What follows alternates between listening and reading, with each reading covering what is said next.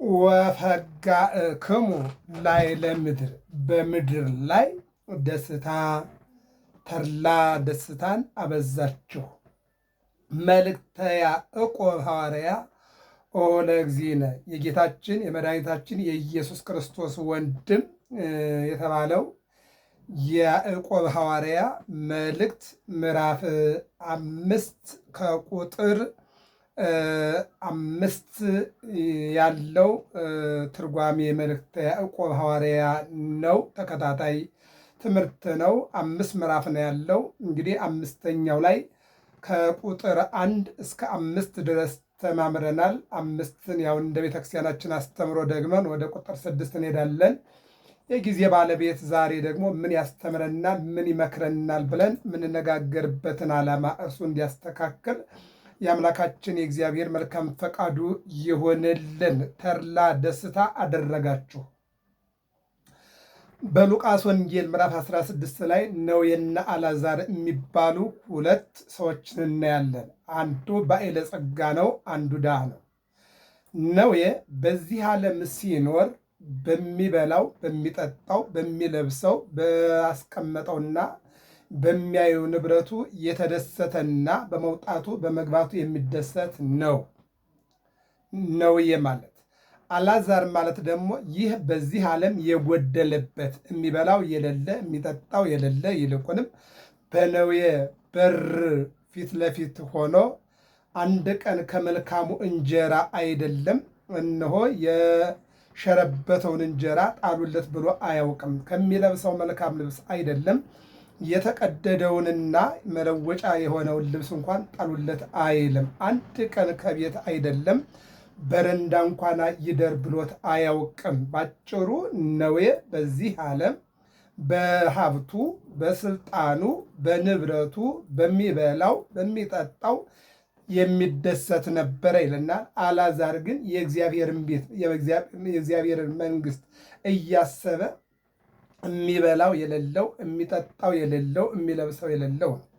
እንደምናውቀው ከእናታችን ማኅፀን ስንወጣ ቅዱስ ጳውሎስ ለጢሞቴዎስ እንደነገረው ወንዘ ንመጽእ ውስተ ዓለም ምንተኒ ኢያምጻእ ነው። ወደዚህ ዓለም ስንመጣ ከእናታችን ማኅፀን ይዘነው የወጣነው ሥጋና ነፍስ ነው። ነፍስ የፈጣሪ ስጦታ ነው። ሥጋ የእናት ስጦታ ነው። ልብ አድርጉ።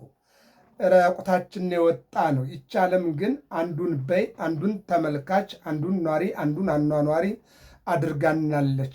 ለምሳሌ እነሆ ምግብ የሚያቀያይር እንዳለ በመዲናችን የሚበላው አጥቶ ቆሻሻ መጣያ ገንዳ ላይ የበሰበሰ ብለው ሰዎች የሸረበተ ብለው የጣሉትን የሚበላ አለ። እውነት ነው አለ። ልብስ የሚያቀያይሩ እንዳሉ ልብስ አጥቶ የተቀዳደደውን ለብሶ አንዳንዱም ደግሞ ራቁቱን የሚሄድ አለ። እውነት ነው አለ። አንዳንዱ የሚለብሰው አጥቶ አንዳንዱ ደግሞ ታሞ አብዶ ራቁቱን ይሄዳል። ሶስተኛው ሰዎች ተርፏቸው የሚያከራዩትና የሚደሰቱ ቤት እንዳለ ሁሉ እነሆ ቤት የሌላቸው ማዳበሪያ ወጥረው የቀኑ ፀሐይ የሌሊቱ ደግሞ ውርጭ የሚፈራረቅባቸው አሉ። እውነት ነው አሉ።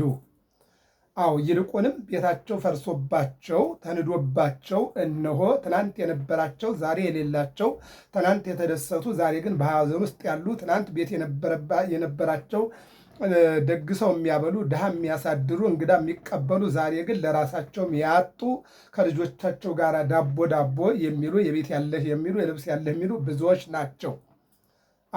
ስለዚህ ነዌ በዚህ ዓለም የተደሰተ ነው። አልዓዛር ግን በዚህ ዓለም ያዘነ ነው። መጨረሻ ላይ ግን ሁለቱም ተጠሩ። ቀድሞ አልዓዛር ተጠራ። በአብርሃም እቅፍ ሄደና ቁጭ አለ። ይህ ዓለም ለሱ አልነበረም። ለካም ያኛው ዓለም ነበረ የአልዓዛር ማለት ነው።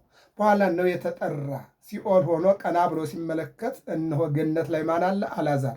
ለአብርሃም እንዲህ አለው፣ አልዓዛር መጥቶ በጣቱ ውሃ አጥቅሶ ምላሴ ላይ ተቃጥሯንና እንዲያደርግልኝ ያዝልኝ አለው።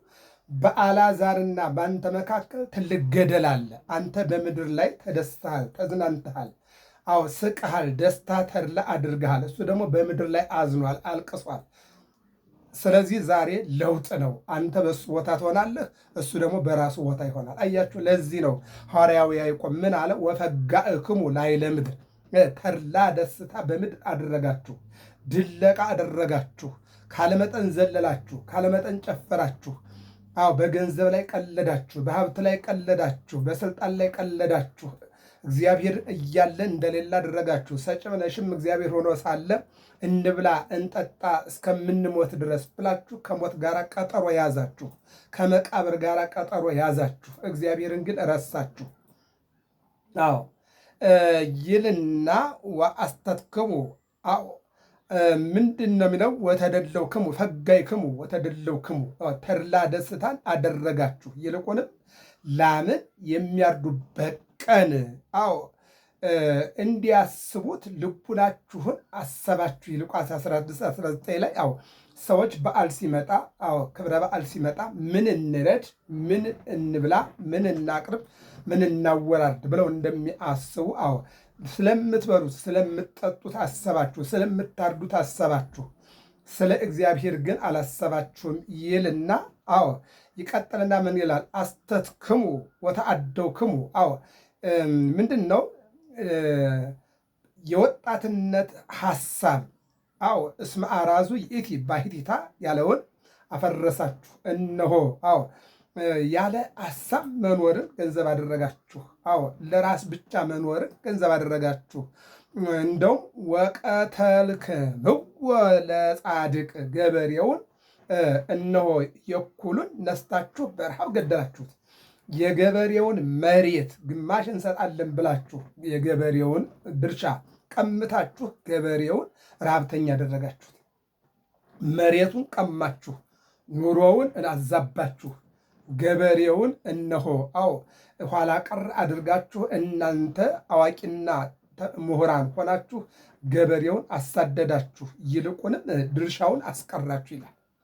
ይህን ይናገራል። ይቀጥልና ዳኛ አውጥቼ ዘንግ አቅንቼ ርስት ላካፍል ሳይላችሁ እነሆ አዎ የገበሬውን ገንዘብ ቀምታችሁ የመሬቱን ድርሻ ወስዳችሁ ገበሬውን አሳደዳችሁት። የቆመውን ቁረጥ የወደቀውን ፍለጥ ብትሉት እሺ በጀ ሲላችሁ አንድም ቃላቸውን እንደ ገበሬ ጸሎታቸውን እንደ ዘር ሰውነታቸውንም እንደ እርሻ አድርገው የሚጸልዩላችሁ የነዳያኑን ድርሻቸውን ቀማችሁ። አዎ ነዳያን ለእናንተ ናቸው። አዎ ሀብታችሁን፣ ልብሳችሁን፣ ቤታችሁን በነዳያን ኑሮ ላይ ብታስቀምጡ የሰማይ ቤታችሁን ሰራችሁ ነበረ። ነገር ግን ቃላቸውን እንደ ገበሬ ጸሎታቸውን እንደ ዘር ሰውነታቸውን እንደ እርሻ አድርገው የሚጸልዩላችሁ የነዳያንን ድርሻቸውን ቀማችሁ። ሰው የራሱ ድርሻ አለው። የእግዚአብሔር ድርሻ አለ፣ የድሃዎች ድርሻ አለ። አዎ ሁሉንም ማግበስበስ ጥሩ አይደለም ነው የሚለው። የራሱ ድርሻ አለ፣ የእግዚአብሔር ድርሻ አለ። የራሱን ድርሻ አዎ ለብቻው፣ የእግዚአብሔርን ድርሻ ለብቻው፣ የነዳያንን ድርሻ ለብቻ ማድረግ ይጠይቃል ማለት ነው። ይህን ነው የሚናገረው። ይልቁንም ድርሻቸውን የቀማችኋቸው ነዳያንም ይጮሃሉ። አዎ እነሆ በየበሩ ቆመው በእንተ ስማ ለማርያም ስለ ቸሩ እግዚአብሔር የሚሉ ድርሻ ያላቸውን በር ዘግታችሁ የለንም አላችኋቸው። እነሆ በበር ላይ ቆመው ውሃ ጠጡኝ የሚሉትን ነዳያንን ድርሻቸውን ቀምታችሁ ውሃ አስጠማችኋቸው። አሳድሩን ብለው በበር ላይ የሚለምኑ ነዳያንን በር ዘግታችሁ ቤታችሁን አናስገባም ብላችሁ ውጭ ላይ ያሳደራችኋቸው። እነሱም ደግሞ ይጮሃሉ። አዎ አሳድሩን ያሉትን ቤት የለንም አላችኋቸው። አብሉኝ የሚሉትን ምግብ የለም አላችኋቸው። አልብሱኝ የሚሉትን ልብስ የለም አላችኋቸው። አጠጡን የሚሉትን መጠጥ የለም አላችኋቸው። ድርሻቸውን ቀማችኋቸው። እነሱም ጮሁ። ጸርሃ እውር በውስተ ፍኖት ወገሰጽው ወለ ይመርህዎ ከመ ያርምም። ለብዙ ዘመን አይነ ስውር ሆኖ የነበረው ጌታ ኢየሱስ ክርስቶስ እንደመጣ ሲሰማ አትለፈኝ ማዳንህ አይለፈኝ ብሎ ሲጮህ ይመሩት የነበሩ ሰዎች ዝም እንዲል ገሰጹት። ወገሰጽው ወለ ይመርህዎ ዝም በል አሉት። አዎ የነዳያንን ድርሻ ቀምታችሁ ምግባቸውን በልታችሁ መጠጣቸውን ጠጣችሁ ልብሳቸውን ድርሻቸውን ለብሳችሁ ማደሪያቸውን የእነሱን ድርሻ ወስዳችሁ እንደገና ደግሞ ዝም በል አላችኋቸው። ዝም እንዲል ገሰጹት ይላል። እሱ ግን ወአዕበየ ከሊሃ እንዘ ይብል ወልደ ዳዊት ተሳሃለኒ። እሱ ግን ጩኸቱን ከፍ አድርጎ መጮህ ጀመረና የዳዊት ልጅ ወይ ማረኝ አለ። ጌታም ዘወር አለና የሚጠራኝን ሰው ጥሩልኝ አለና ምን ትፈልጋለህ ሲለው ዓይኔ እንዲያይ አይለው። ዓይንህ ከአሁን ሰዓት ጀምሮ ብርሃን ይሁንልህ አለው። ዓይኑ በራለት። ክብርና ምስጋና ለአምላካችን ለእግዚአብሔር ይሁን። እንደዚህ ይላል እምሲሳይከ አው አጽግቦ ለርሁብ እምክልከ። አው የሚገርመው ከእህልህ ለድሃ ማብላትን ማጥገብን ይልቁንም ድሃውን ድርሻውን ነስታችሁ በረሃብ ገደላችሁት። ዝራ እክለከ ላዕለ መቃብረ ጻድቃን ጻድቃን ያህልው እስተ ምሳህከ ወለማ ሐጸበት እግረ ጻድቃን እንዲል ልብ አድርጉ። ጻድቃን እደው ጻድቃን አዎ ምንድነው? ዝራ እክለከ ላዕለ መቃብረ ጻድቃን ምን ማለት ነው? እደው ጻድቃን ያህልው እስተ ምሳህከ ወለእማ ሐጸበት እግረ ጻድቃን እንዲል ምንድን ነው የሚለው? እነሆ በጻድቃን ሕይወት ላይ ይልቁንም ዝራ እክለከ ላዕለ መቃብረ ጻድቃን ማለት አዎ እነሆ እውነተኛ ሰዎች የእግዚአብሔር ሰዎች ላይ እነሆ ስጦታህን አድርግ፣ ነገ ላይ እነሆ ያላንተ ምስክር ይሆንልሃል፣ አሻጋሪ ይሆንልሃል እያለ ይናገራል ማለት ነው። ምን ማለት ነው? ለነዳያን፣ ለተራቡ፣ ለተጠሙ፣ ለታረዙ አልብስ፣ አጠጣ፣ ታገኘዋለህ ነው ታገኘዋለህ።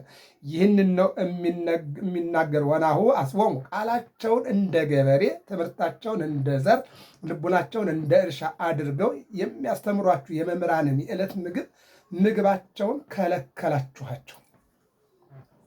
ወንጌል የሚያስተምሩ ስለ ሀገር የሚያስተምሩ ስለ ፍቅር የሚያስተምሩ ስለ ይቅርታ የሚያስተምሩ የመምህራንን ድርሻቸውንና አው ይልቁንም ነቢይም በነቢይ ስም የተቀበለ ጻድቅም በጻድቅ ስም የተቀበለ እኔን የተቀበለ የላከኝን ተቀበለ፣ ነቢዩን የተቀበለ የነቢዩን ዋጋ ያገኛል፣ መምህሩን የተቀበለ የመምህሩን ዋጋ ያገኛል። የመምህሩን ዋጋ ድርሻቸውን ቀምታችሁ የመምህራኑ ጩኸት እነሆ ወደ እኔ ይቀርባል አለ። ዛሬ እንደ ሀገርም እንደ ሃይማኖትም የሚያስተምህሩ መምህራን ድርሻቸውን አዎ እነሆ ከሁሉም ይፈልጋሉ። የመምህራኑን ድርሻ መቀመጥ። የመምህራኑ ድርሻ ሃይማኖታዊ ከሆነ መንፈሳዊ ትምህርት እንዲያስተምሩ፣ ሀገራዊ ከሆነ ሳይንሳዊ ትምህርት እንዲያስተምሩ እና እነሆ አዎ የተፈጸሙ ለበራይከ ሶበታ ከይደክለከ በሬህን በምታበራየው ሰዓት እነሆ አፉን አትለጉመው ገለባውን እየበላ አበራየው ነው የሚለው አይደል? ስለዚህ የመምህራን ዋጋ አዎ የመምህራን ደሞዝ የመምህራን ድርሻ በሰዓቱና በጊዜው አዎ ስጥ፣ ያለበለዚያ ግን ጩኸቱ በአንተ ላይ አንድ ቀን ይፈርዳል ይለናል። ይቀጥልና ምን ይለናል? ይትፍጽም አፉሁ ለላህምከ ሶበታከ ይደክለከ ይደልዎ አስቦ ለዘይትቀነይ ያለውን ስርዓት እያፈረሳችሁ ይላል። ለሰራተኛ የስራው ዋጋ ይገባዋል። አዎ ይትፍጽም አፉሁ ለላህም ላምን ወይም በሬን ወይም ወይፈንን ስታበራይ አፉን አትለጉመው፣ አትያዘው፣ ገለባውን እየበላ እነሆ አበራየው ይላል። ነገር ግን ይህንን አፈረሳችሁ። የትኛው? ይደሎ አስቦ ለዘይትቀነይ ለሚሰራ ለሚያገለግል ዋጋው ይገባዋል የሚለውን አፈርሳችሁ ቀማችኋቸው ይላል። ይቀጥልና ይላል መምህሩን የዕለት ራቱን ነስታችሁ በረሃብ ገድላችሁ። አዎ መምህሩን የዕለት ጉርሱን የዕለት ልብሱን አዎ ቀምታችሁ ረሃብ ገደላችሁት። ያን የሚያስተምረውን የሚያሳውቀውን አዎ የእውቀት ፋና የሆነውን የእሱን ድርሻ ቀምታችሁ በረሃብ ገደላችሁት፣ በጽም ገደላችሁት፣ በብርድ ገደላችሁት እያለ ይናገር። ዳኛ አውጥቼ ዘንግ አቅንቼ ወርቅ በሚዛን ልክፈል ሳይላችሁ እነሆ ነገር ግን የመምህሩን አዎ ድርሻ ወሰዳችሁ ይልና ምን ይለናል? እነሆ አዎ እያንዳንዱ ለሁሉም የድካሙን ዋጋ እንዲያገኝ እግዚአብሔር ይፈልጋል። አዎ ይልቁንም የሰራተኛ ገንዘብ የምትቀሙ፣ ይልቁንም የሰራተኛ ጉልበት የምትበዘብዙ፣ ይልቁንም ደሞዛቸውን ቀምታችሁ የምታባረሩ እናንተ ወዮላችሁ። ይደሎ አስወለ ዘይት ቀኔ ላገለገለ ዋጋ አዎ ደሞዙ ያስፈልገዋልና የሰራተኛ ጉልበት የምትበዘብዙ የሰራተኛ ደሞዝ የምትቀሙ እናንተ ወዮላችሁ ይልና ተአገሱ እንከ አሃዊነ እስከ ደሃሪት ዕለት አመ ይመጽእ እግዚእክሙ ይላል። አዎ ምንድን ነው? መምህራን ነዳያን አዎ ጌታቸው እስከሚመጣ ድረስ ይላል። በነገራችን ላይ በየትኛው መስመር አዎ እውቀትን የሚያስተምሩ መምህራን ብርሃን ናቸው። የነሱ ዋጋ ከተባለው በላይ ሊሰጣቸው እንጂ የደከሙበትን ዋጋ ሊከለከሉ እንደማይገባቸው እግዚአብሔር በቅዱሳኑ ላይ ይናገራል ማለት ነው። እስከሚመጣበት እስከ ዕለተ ሞት እስከ ዕለተ ምጽአት ድረስ ታገሱ ማለት ነው። አሁን ላይ የቀማችሁ፣ አሁን ላይ ያሳደዳችሁ፣ አሁን ላይ የካዳችሁ እግዚአብሔር አዎ ሲመጣ ዋጋችሁን ታገኛላችሁ። እናንተ ደግሞ ደሞዛችሁን የተከለከላችሁ፣ ልብሳችሁን የተከለከላችሁ፣ ምግባችሁን የተከለከላችሁ፣ ኑሯችሁን የተከለከላችሁ እግዚአብሔር እስከሚመጣ ወዘአዝለፈ ትዕግሥቶ ውእቱ ይድን፣ እነሆ ትዕግስቱን ያዘወተረ ይድናል ነውና እምነት እንደ አብርሃም፣ ጽናት እንደ ኢያሱ፣ ትዕግስት እንደ ኢዮብ ይዛችሁ ጠብቁ። በዚያን ጊዜ እነሱ ያፍራሉ፣ እናንተ ግን ታልፋላችሁ ይለናል እና ይቀጥልና ምን ይላል? የመዓልቱን ሐሩር የሌሊቱን ቁር ታግሶ የክብርት ምድር ፍሬዋን ደጅ እንደሚጠና ገበሬ ታግሷል። አዎ ገበሬ የኋለኛውንና የፊተኛውን ዝናብ ታግሶ ይልቁንም የሚገርመው ነገር አዎ ገበሬ ከሰማይ የሚወርደውን ዝናብ ሳይሳቀቅ ማሳ ላይ ያለውን ጭቃ ሳይጸየፍ ታግሶ ይልና የመዓልቱን ሐሩር የሌሊቱን ቁር ታግሶ የክብርት ምድር ፍሬዋን ደጅ እንደሚጠና ገበሬ ታገሱ ይላል። እንደ ገበሬ በአንድ ቀን ዘርቼ በአንድ ቀን አብቅዬ በአንድ ቀን አበቦ በአንድ ቀን ያፍራ አይልም። ገበሬ ተስፋ አለው። ነቢያን ለምሳሌ በተስፋ ትንቢት ተናግረዋል። ሱባዔ ቆጥረዋል። አምላክ ከሴት ይወለዳል ከድንግል ይወለዳል ብለው ተስፋ ተናገሩ፣ ትንቢት ተናገሩት፣ ሱባዔ ቆጠሩ። አየህ ተስፋ ነው። በተስፋ አምላክ ይወለዳል፣ ፈጣሪ እነሆ ከድንግል ማርያም ይወለዳል እያሉ ተስፋ ተናገሩ ማለት ነው። ገበሬ እንደ ነቢያት ነው። ምን ያደርጋል? እግዚአብሔር ዝናብ ይሰጠኛል፣ ቡቃያው ይበቅላል፣ ይለመልማል፣ ያብባል፣ ያፈራል፣ ይታጨዳል፣ ይከመራል፣ ይወቃል ብሎ ተስፋ አድርጎ ነው ገበሬው በመጋዘን ውስጥ ያለውን ወይም በጎተራ ያለውን ወይም በጉድጓድ ውስጥ ያለውን ዘሩን አውጥቶ የሚበትነው ማንን አምኖ ነው? እግዚአብሔርን አምኖ ነው ማለት ነው። ይህን ይነግረናል እና ይህን ካለ በኋላ ምን ይላል? ምድርኒ ታስተፌስሖ ለሐራሲሃ በፍሬሃ ሶበቶ ህቦ እየንታዱ 30 ወስሳ ወሜተ እንዲል አዎ እነሆ ምድርኒ ታስተፌስሖ ምድርኒ አዎ ታስተፌስሖ ለሐራሲሃ ምድርም ለሚያርሳት ለአራሿ መልካሟ ምድር ለመልካሙ ገበሬ ታስደስተዋለች። በምን? በፍሬዋ። ሶበቱ ህቦ እየንታዱ 30 ወስሳ ወሜት ስለ አንዱ ቅንጣት ፋንታ 30 60 100 ፍሬ ትሰጠዋለች። ማናት? መልካሟ ምድር። ለማን? ለመልካሙ ገበሬ። ምን ለሚያደርገው? ለሚያርሳት። አዎ ከማን? ከእግዚአብሔር ከመልካሙ እግዚአብሔር ነጠብጣብን ዝናብን ተቀብላ መሬት መጀመሪያ ቡቃያ፣ ከዚያ ልምላሜ፣ ከዚያ አበባ፣ ከዚያ ፍሬ ለገበሬው ትሰጠዋለች። ስለ አንዱ ፋንታ 30 60 100 ፍሬ ያገኛል የሚለውን ይተረጉማል። አንድም ጸባ አጋንንትን ድምፀ አራዊትን ግርማ ሌሊትን ታግሶ የመንግሥተ ሰማይን ክብር ደጅ እንደሚጠና ባህታዊ መከራውን መታገስ ግድ ይላል። ገበሬ ከሰማይ የሚወርደውን ዝናብ ከመሬት ያለውን ጭቃ ታግሶ ገበሬ የሌሊቱን የመዓልቱን ሐሩር የሌሊቱን ቁር ታግሶ ከክብርት ምድር የክብርት ምድር ፍሬዋን ደጅ እንደሚጠና የከበረች መሬት የከበረች እንቁ የሆነች መሬት አደሯን የምትመልስ አደሯን የምትመልስ ዘረቆርጥ የሚባል ገበሬ አለ። ዘረቆርጥ የሚባል ገበሬ አለ። ዘረቆርጥ የምትባል ምድር አለች። ይቺ ክብርት የምትባለዋ መሬት ዘረቆርጥም አይደለችም። አዎ ለምሳሌ መንገድ ላይ እየወደቀ አለ፣ አለት ላይ እየወደቀ አለ፣ እሾህ ላይ እየወደቀ አለ። መልካም መሬት ላይ ማለት ነው። መልካም መሬት ላይ እየወደቀችው ናት 30 60 100 የምትሰጠው ማለት ነው። ከዚች ነው የሚለው። ይህን ይናገርና ምን ይላል? አንድም ይልና ጸባ አጋንንትን ድምፀ አራዊትን ግርማ ሌሊትን ታግሶ የመንግሥተ ሰማይን ክብር ደጅ እንደሚጠና ባህታዊ እንደሚጸና ባህታዊ መከራውን ታገሱ ይላል። ታገሱ አሁን ልብ አድርጉ። ገበሬ መጀመሪያ ቡቃያ፣ ከዚያ ልምላሜ፣ ከዚያ አበባ፣ ከዚያ ፍሬ ነውና እናንተም ሕፃንነት፣ ወጣትነት፣ ሽማግልና ይሉ ወጣኒ ማዕከላዊ ፍጹም። አዎ ወጣኒ አለ፣ ማዕከላዊ አለ፣ ፍጹም አለ። ጀማሪ አለ፣ ማዕከላዊ አለ፣ ፍጹም አለ። በዚህ መልኩ ታገሱና ከእግዚአብሔር የምታገኙትም ስራውን በሶስት ወገን ይሰሩታል። በወጣኒነት፣ በማዕከላዊነት፣ በፍጹምነት ክብሩንም በሶስት ወገን ይወርሱታልና ትሰዊ፣ ትፈሪ፣ ትተአጸድ። አዎ ትሰዊ ታሸታለች፣ ትፈሪ ትሰዊ ታድጋለች፣ አበባ ታወጣለች፣ ታፈሪ ታፈራለች፣ ትታጸድ ይታጨዳል ይላል። አዎ መጀመሪያ ቡቃያው፣ ከዚያ ልምላሜው፣ ከዚያ አበባው፣ ከዚያ ፍሬው መታጨዱን ነው እየተናገረ ያለው። ይህን ይልና ቅዱስ ያዕቆብ ምን ይላል? ተአገሱኪ አንትሙ ወአጽንዑ ልበክሙ። ምን አለ? ታገሱና ተአገሱ አንድ ወገን ልቡናችሁን በትዕግስት አጽኑ። ምን ማለት? ልቡናችሁን በትዕግስት አጽኑት። እንደማን? እንደ ገበሬው። አዎ መጀመሪያ ቡቃያውን፣ ልምላሜውን፣ አበባውን፣ ፍሬውን እስከሚያገኝ እያጠረ እያረመ የአረም መድኃኒት እየረጨ እየተንከባከበ እያየ ከዚያ ያጭዳል፣ ከዚያ ይከምራል፣ ከዚያ ይወቃል፣ መኖን ለእንስሳት ፍሬውን ወደ ጎተራ ያስገባል። እንደሱ እናንተም ታገሱ አለ። ምን አለ? ልቡናችሁን በትዕግስት አጽኑ። እንደማን? እንደ ኢዮብ። ኢዮብ ልጆቹ አለቁ፣ ሰራተኞቹ አለቁ፣ ሀብቱ አለቀ፣ ሰውነቱ በትል ተመታ። በትዕግስት እግዚአብሔርን ይጠብቅ ነበር። ጨረሻ ላይ ግን አዎ ሰይጣንን አሸነፈው። በትዕግስት ሰይጣንን አሸነፈና ከእግዚአብሔር ጋር ተጣበቀ። ምን አለ? መስማትን ሰምቼ ነበረ እግዚአብሔርን ላመኑ ድል እንደሚያደርጉ፣ ዛሬ ላይ ግን በጆሮ የሰማሁትን በዓይኔ አየሁት።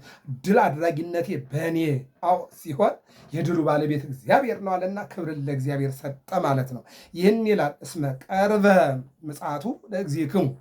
እስመ ቀርበ ምጽአቱ ለእግዚእክሙ ምን ማለት ነው? ጌታችሁ የሚመጣበት ዕለተ ሞት ዕለተ ምጽአት ቀርቧልና። አዎ አሁን ላይ ሞት፣ ኋላ ላይ ምጽአት። ጌታ ምን ብሏል? እመጣለሁ አለ። መንፈስ ቅዱስን እልካለሁ ማለት ነው። ወእነሳክሙ ወስዳችኋል። በምን? በሞት መጀመሪያ እመጣለሁ አለ። መንፈስ ቅዱስ እልካለሁ ማለት ነው። ወእነሳክሙ አለ። በሞት ትወሰዳላችኋል። እንደገና እመጣለሁ አለ። በዕለተ ምጽአት ደግሞ ትነሳላችኋል። ይህንን ነው የሚለው። መጀመሪያ አሁን እነሆ ጌታችሁ ይመጣል አለ። ምንድነው? ሞት፣ የዚህ ዓለም ገዥ ሞት፣ ሁሉን የሚያስፈራ ሞት። አዎ ሁሉን የሚያስፈራው ሞት ጌታችሁ ምንድነው? ጌታችሁ የሚመጣበት ዕለተ ሞት፣ አዎ ይልቁንም ዕለተ ምጽአት ቀርቧልና ይላል። ሞት ፊታችሁ ላይ እያደባ ነው። ሞት በኋላ ደግሞ ምጽአት ነው። ስለዚህ በትዕግስት ይልቁንም ልቡናችሁን በትዕግስት አጽኑ እያለ ቅዱስ ያዕቆብ ይናገራል። ኢትግበሩ አኀዊነ ላዕለ ቢጽሕክሙ። አዎ ምንድን ነው? በመምህራን በምዕመናን ነዳያን በባለጸጎች አትዘኑ። ምንድን ነው የሚለው?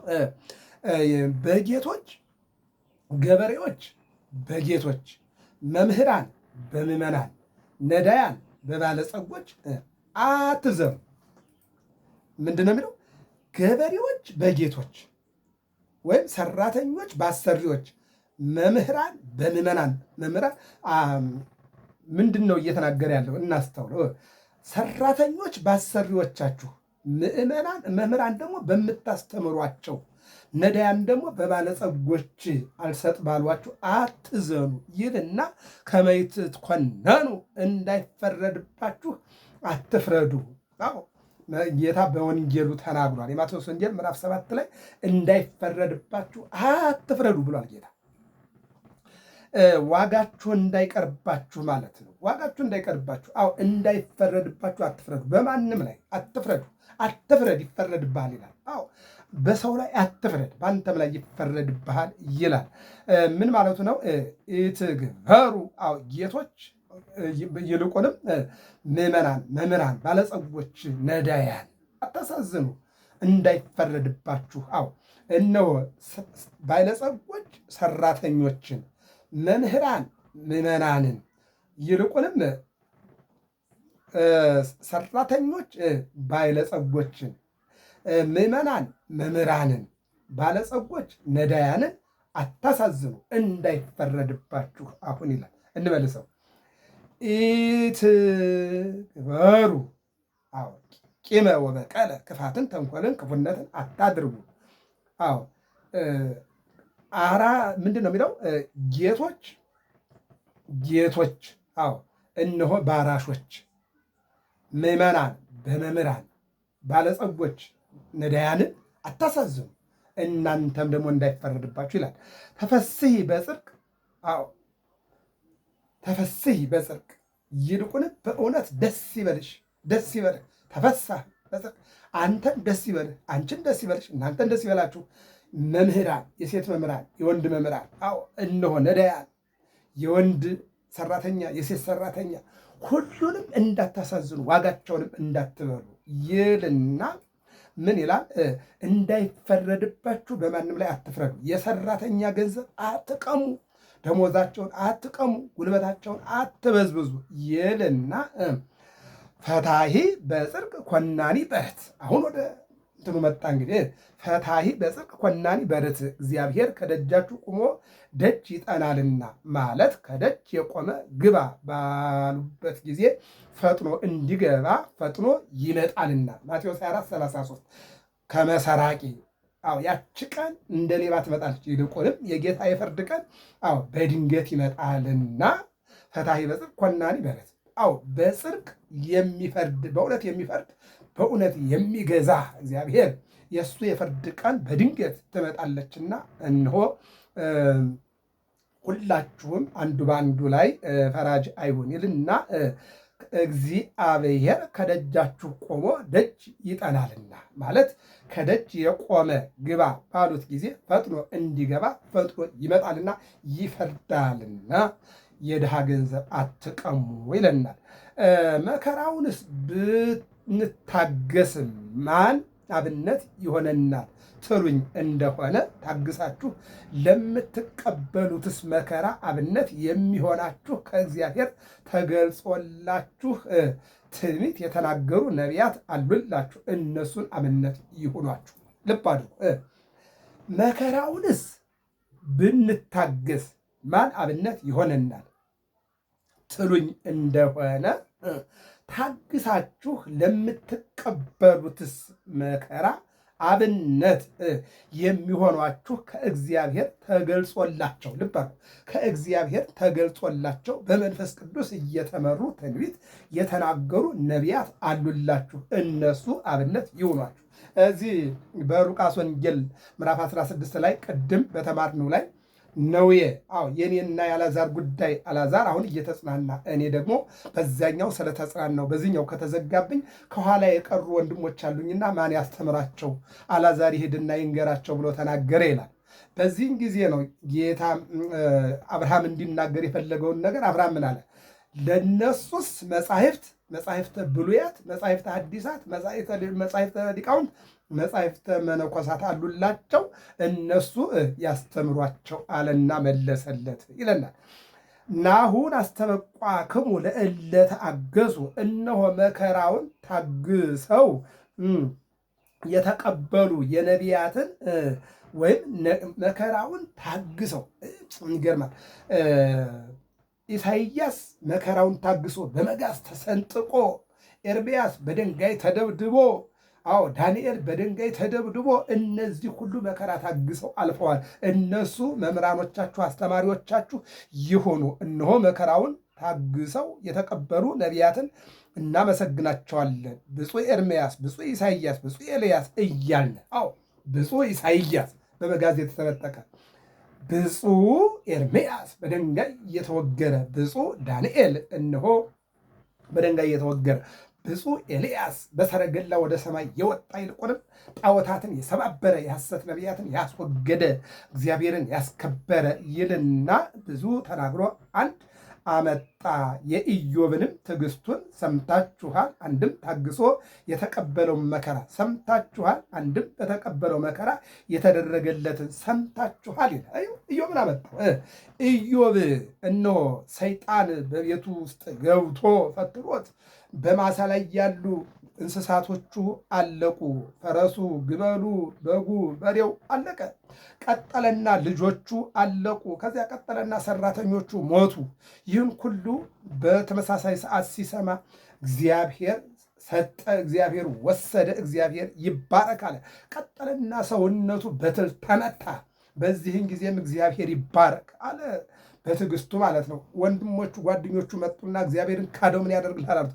እንደናንተ አይነት ወንድም ከእግዚአብሔር የሚያራርቅ ከእግዚአብሔር ማግኘትን ብቻ ሳይሆን ማጣትንም ማግኘት አለብኝ። ራቁቴን እንደወጣው ከእናቴ ማህፀን ወደ ምድር ማህፀን እስከምገባ አዎ ራቄ ወፃይኩም ከርሰሜ ወራቄ መየጥ ውስጥ ማህፀነ ምድር ራቁቴን ከእናቴ ማህፀን ወጥቻለሁና ወደ ምድር ማህፀን እስከምገባ ድረስ እግዚአብሔርን አልክደውም እያለ እምቢ አላቸው። ሚስቱን መጣችበት። እነሆ ካደውና ሙት አላቸው። ከሰነፎች መካከል አንቺ ነሽ አለና እሷንም አስወግዶ በትዕግስት አለፈ። ይህን ነው የሚናገር። ምን አለ? በተቀበለው መከራ የተደረገለትን ሰምታችኋል አለ። አዎ ልጆቹ እንደገና መጡ፣ ሀብቱ እንደገና መጣ። የእግዚአብሔርን ቸርነት አደነቀ። አዎ ይህን ነው ዘከመ ፈጸመ ሎቱ እግዚአብሔር ትዕግስቱን እንደፈጸመለት ሰምታችኋል። እስመ ብዙ ምሕረቱ ለእግዚአብሔር የእግዚአብሔር ቸርነቱ ብዙ ነውና ወመስተሳይሉ ውእቱ የሚገርመው የእግዚአብሔር ቸርነቱ ብዙ ነውና ሮቀ መዓት ወብዛ ምሕረት ጻድቅ ወመስተሐግዝ። አዎ እነሆ መዓቱ የራቀ ምሕረቱ የበዛ ታጋሽ ማን እግዚአብሔር። አዎ ወመስተሳይሉ ውእቱ ይቅርታውም ብዙ ነውና አንድም እግዚአብሔር መሐሪ ነውና ይቅር ባይም ነውና። አዎ ኢዮብን መጽሐፈ ኢዮብ ምዕራፍ 1 ቁጥር 21 ላይ መዝሙር 103:8 ላይ ወእምኩሉሰ ዘይቀድም አኀዊነ ኢትምሃሉ ወንድሞቻችን ከሁሉ ግን የሚቀርመው አንድም የሚበልጥ ነገር አትማሉ። አዎ ኢዮብን ከዚህ ላይ ያመጣዋል። ኢዮብ የእግዚአብሔር ሰው ነው። በትዕግስት የኖረ ነው። ልብ አድርጉ። ንብረቱ፣ ሀብቱ፣ ልጆቹ አልቀውበት ሰውነቱ በቁስል ተመቶ ሚስቱ አፍንጫዋን ይዛ እግዚአብሔርን አትክደውም ወይ አለችው። ሰይጣን ዓለምን ዞርኳት እንደ ኢዮብ ያለ ክፉ ሰው የለም እያለ ከእግዚአብሔር ጋር ያካስሰዋል። በነፍሱና በስጋው እንዳትገባ ሌላውን ሁሉ ጨርስድ እንደፈለገ አለ። ኢዮብን አውቀዋለሁ አለ እግዚአብሔር። ለኢዮብ ጽናትን ሰጠ፣ ለሰይጣን ደግሞ ፈተናውን ፈቀደለት። ኢዮብን እስከ ጥግ ድረስ ሰይጣን ታገለው። መጨረሻ ላይ ግን በሚስቱ መጣበት። መጣና መንገድ ላይ ንጉሥ ተመስሎ ያንን ቁስላም ያን የሚሸተውን እነሆ እስከ መቼ አግብተሽ ትኖሪያለሽ? ነይ ይህን ንጉሥ አግቢ አለና ሰይጣን ንጉሥን ያጋባት አናገራት። መጣችና እግዚአብሔርን ትክዳለህ አትክድም አለችው። አልክድም ማለት በቃ ሌላ ሰው ላገባ ነው አለችው። ሂጂ፣ ነገር ግን ይህንን የአንቺና የኔ የቃል ኪዳን ምልክት ቀለበት ይህን ያዥና ሂጂ። ሰው ከሆነ ይቀርብሻል አግቢው፣ ሰይጣን ከሆነ ግን ይርቅሻል አላት። ይህን አደራሽን አለ። አደራ እኔ ምንም ችግር የለም መንገዱን ጨርቅ ያርግልሽ፣ ፈረሱም ያው ሜዳውም ያው ነገር ግን ይህንን የእግዚአብሔር ስጦታ ነው። አዎ ይሄ እነሆ የምንጠበቅበት ትዳራችን የምንጠብቅበት ኑሯችን የምንጠብቅበት ጉዟችን የምንጠብቅበት ይልቁንም አጋንንትን ማስወገጃ እኛን ደግሞ መጠበቂያ ነውና የቃል ኪዳናችን ስጦታ ስለሆነ እሱን ያዥ። ከቀረበሽ ሰው ነው አግቢው፣ ኑሮሽን እግዚአብሔር ይባርክልሽ። ካልቀረበሽ ግን ሰይጣን ነው። ጣይው ካለሽ ግን ሰይጣን ነው እንዳትዪው አላት። እሻለችና ስትሄድ የዚያን የቁስላም የዚያን የተላውን የዚያን የገማውን የሚሸተውን የዚያን የድዊ የዚያን የቁስላም ንብረቱን ጣይ እያለ ሲጮህ አይ እሱን አልጥልም ና ተባለችውና በኋላ እንደ ጉም በኖ እንደ ጢስ ተኖ አጠገቧ ላይ ጠፋላት። ስትመለስ ቅድም ያገኘችው ምንድን ነበር? ሰይጣን ነው። ሰይጣኑን አግቢያል። አሁን ስትመለስ ግን ቅዱስ ሚካኤልን አገኘችው በፍረሱ ነው። አንቺ ደካማ ሴት አላት። ባልሽ ምንድን ነበር ያለች? ከደካማ ሴቶች አንዷ አንቺ ነሽ አለ። እውነት ነው አለ። ኢዮብን እንዴት ወዳጄን ኢዮብን እንዴት ተከጀዋለሽ? በይ በቅርጫት አድርጊና ዮርዳኖስ ወሰጅና እነሆ አስገቢው አላት። እየሮጠች ሄደችና በቅርጫት አድርጋ ዮርዳኖስ ወሰደችና ስታስገባው ከሰውነቱ ላይ የነበሩ ቁስሎች በሙሉ ወደ ባርግ ወደ ዮርዳኖስ ገቡለት። ምን ይደንቃል! ኢዮብ አማኝ ነው። እግዚአብሔርን ያመነ እስከ መጨረሻ ታምኖ የተጓዘ ነው። የሚደንቀው የኢዮብ ያማኙ መዳን አይደለም። ኔማን የተባለ መቶ አለቃ በሁለተኛ ነገሥት ምዕራፍ 5 ላይ ግንባሩ ላይ ለምጽ ነበረ። የሚያድነው አጥቶ ሲጨነቅ አንዲት ገሊላዊት ኢየሩሳሌም ውስጥ ኤልሳ የሚባል ነቢይ አለ ያ ያድነዋል ብላ ለሚስቱ ነገረቻት። ሚስቱ ለባሏ ነገረችው። ኔማን ደግሞ ለንጉሱ ነገረው፣ ለሶሪያ ንጉስ። የሶሪያ ንጉስ ደግሞ ለኢየሩሳሌም ንጉስ መቶ አለቃዬን የሚያድን ነቢይ ከእናንተ ጋር አለና እባክህ ምልክት ስጥልኝ አለ። የኢየሩሳሌሙ ንጉስ አያውቅም ነቢዩ። ስለማያውቅ እኔ ምን አውቃለሁ ጦርነት ፈልጎኝ ነው ሲል ኤልሳ ላከው ወደ እኔ አለ። ሄደ። አንተ ነህን የምታድነው አለው። እኔ አይደለም እግዚአብሔር ነው። እግዚአብሔር በእኔ ላይ አድሮ ያድናል። ሄደና ዮርዳኖስ 7 ጊዜ ብቅ ጥልም በል በሰባተኛው ይወድቅልሃል አለው። እኔ እኮ በእጅ ነክተህ ወይም የምትፈትፍበት ወይም ዳስስተህ የምታድን መስሎኝ ነው። ለውሃ ለውሃማ ያደኩባቸው ውሃዎች አባናና ፋርፋ አሉ አይደለም? ምን አለው? በዚህን ጊዜ ምን አለ? የሚያንሰው ይበልጠዋል አለ። አብሮት የመጣው ወርቅ ይዘናል አልጠየቀን፣ ብር ይዘናል አልጠየቀን፣ እንቁ ይዘናል አልጠየቀን። ግባ እኮ ነው ያለ። ከዳንክ ትድናለህ፣ ካልዳንክ ለሻወር ትጠቀመዋለህ፣ ግባና ሞክረዋል። ገብቶ 6 ጊዜ ብቅ ጥል ብሎ በሰባተኛው ሲገባ ግንባሩ ላይ ወደቀለት። ምን ላድርግ? ያመጣሁትን ሁሉ ልስጥህ አለ። ሕያው እግዚአብሔር እልሃለሁ አለ ኤልሳ። ይዘክድ አልፈልግም አለ። ልብ አድርጉ። አሁን ዳነ ነው የማያምነው ዳነ፣ በዮርዳኖስ ማለት ነው። ኢዮብማ አማኝ ነው። በኋላ እናውጣ ኢዮብ አለችው ሚስቱ ማለት ነው። አይ እነዚህ ነፍሳት ምግብ ሳይኖራቸው እንዴት ከኔ ላይ የነበሩ ለራብ ጥያቸው ወጣል። አያችሁ፣ የእግዚአብሔር ሰው ለትል ያዝናል። የእግዚአብሔር ሰው ለአዕዋፋት ያዝናል።